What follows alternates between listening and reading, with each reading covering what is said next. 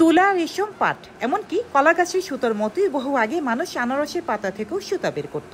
সেই সুতার নাম পাইনা বা পিনা। একসময় সুতি কাপড়ের আরামে মানুষ ভুলতে বসেছিল এই ঐতিহ্য, কিন্তু এখন আবারও ফিরছে পাইনার কাপড়, যা ফ্যাশনের নতুন সম্ভাবনা হয়ে উঠেছে।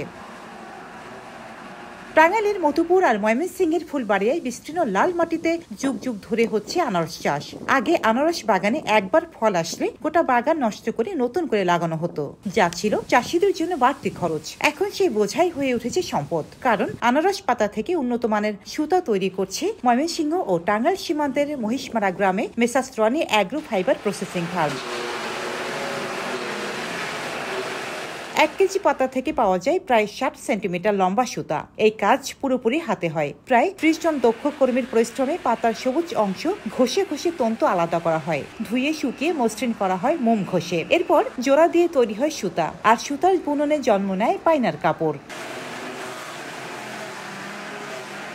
এই কাপড় হালকা, মসৃণ ও শক্ত, তাই ফিলিপাইনের ঐতিহ্যবাহী পোশাক, বারং তাগালগ, ব্যাগ, টেবিল, ম্যাট সহ নানা ফ্যাশন সামগ্রীতে পাইনা কাপড় ব্যবহৃত হয়। ইতিমধ্যে পৌঁছে যাচ্ছে আমেরিকা ও ইউরোপের বড় ফ্যাশন ব্র্যান্ডেও।